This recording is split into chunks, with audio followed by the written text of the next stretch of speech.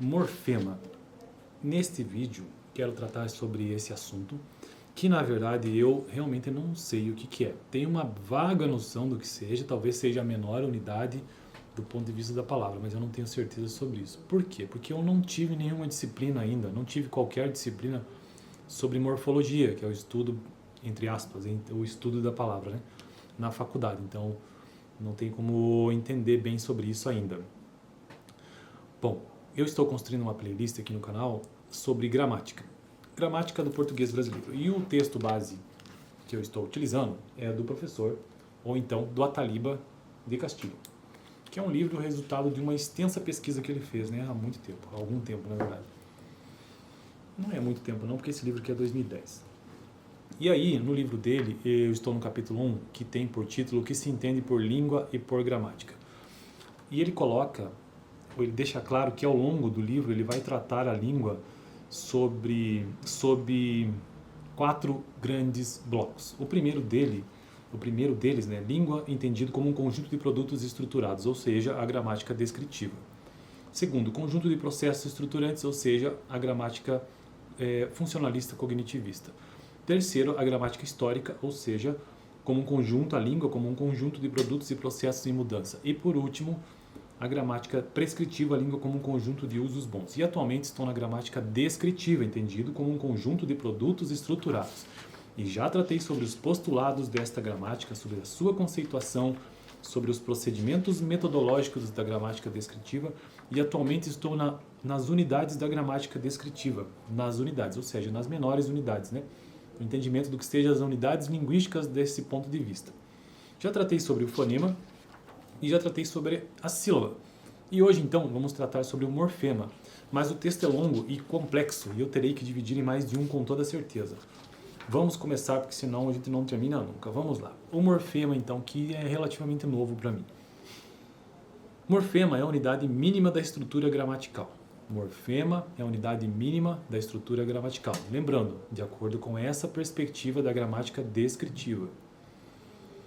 Ele associa os dois polos do signo linguístico, o significante e o significado, de acordo com a conhecida formulação saussuriana. Saussure é o pai da linguística, 1917.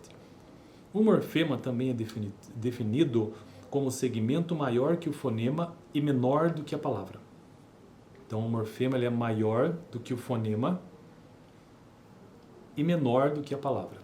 Que, por sua vez, o fonema ele é menor que o fone, inclusive lá da fonética. É maior, na verdade, né? O menor é o fone. O morfema, é realizado por meio de morfes ou alomorfes. Transcrevemos os morfemas entre chavetas e os alomorfes entre colchetes quadrados. Voltando ao exemplo 1, e qual seria esse exemplo que eu estava tentando encontrar agora há pouco e não achei?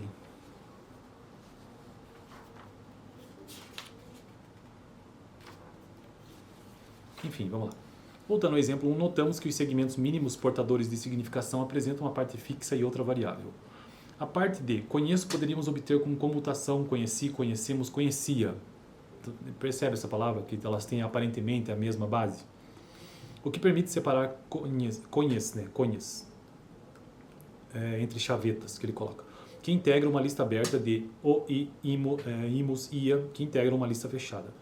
Tomando o segmento pertence, constatamos que ele poderia compor uma série semelhante, obtendo-se pertenço, pertenci, pertencemos, pertencia. Então nós temos a base aqui que é pertence, ou morfema, junto com conhes, integra uma lista aberta. Outros segmentos do enunciado contêm igualmente uma parte fixa e outra variável, como praia, lugar, lugares, bonito, bonita, bonitas, bonitos, em que a parte fixa foram agregados aos morfemas A e S. Então, na verdade, não é que seja um morfema aquilo que eu mencionei, mas assim a parte fixa, né?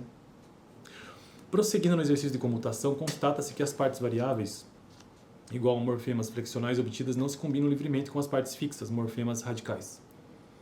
Tanto que não é possível obter conheços, como em bonitos, nem lugaro, lugari, lugaremos, lugaria. Como em conheço, conheci, conheceremos, conheceria. Disso se conclui que os morfemas se realizam concretamente como classes diferentes. Conhecer e pertencer integram uma mesma classe, denominada verbo, ao ponto que praia e lugar integram uma classe distinta, denominada substantivo. Essa conclusão se impõe a partir de argumentos puramente formais, sem a intervenção de raciocínios semânticos do tipo verbais, do tipo verbos indicam ações, substantivo indicam coisas. Não é isso que ele está dizendo aqui, pelo menos não dessa perspectiva. A parte fixa e a parte variável dos morfemas anteriores, por sua vez, integram classes distintas à dos morfemas radicais. Parte fixa, transcritos entre conchetes angulados e as dos morfemas afixais, parte variável, transcritos entre chavetas. Se nos limitarmos agora aos itens que integram a classe de praia, isto é, a classe dos substantivos, identificaremos, por exemplo, um material pessoal central em que reconhecemos um morfema radical como matéria e um morfema afixal como algo. A comutação nos autoriza a afirmar que esses itens se relacionam com matéria, pessoa, centro. Dizemos que eles integram a mesma classe de praia porque podem receber um S feita de algumas adaptações materiais, pessoais e centrais. Constatamos, em contrapartida, que os morfemas afixais S a L integram classes diferentes de afixos, visto que S se aplica a qualquer radical nominal, praias, lugares, bonitas, ao passo que a L apresenta sérias restrições de combinação, pois não podemos obter praial, lugaral, bonital.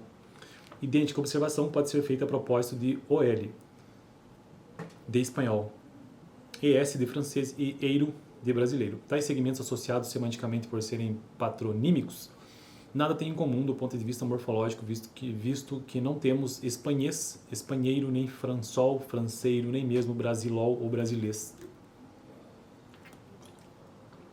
Último parágrafo de hoje.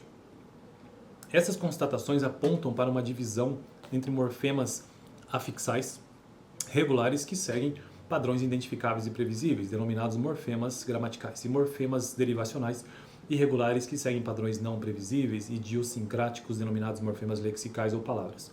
Os morfemas gramaticais integram a gramática de uma língua e os morfemas lexicais o seu léxico, ou léxico, né?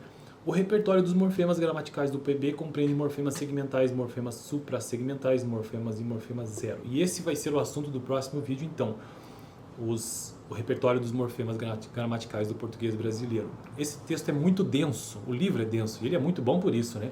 Então, eu vou ter que deixar para o próximo vídeo tratar sobre esse repertório dos morfemas gramaticais do português brasileiro. Então, hoje nós entendemos minimamente, né, o que é, então, um morfema, que é a unidade mínima da estrutura gramatical do ponto de vista da gramática descritiva. Os morfemas gramaticais integram a gramática de uma língua e os morfemas lexicais o seu léxico. Valeu, dá uma olhada no vídeo passado onde eu tratei sobre sílaba de uma perspectiva da gramática descritiva. Valeu!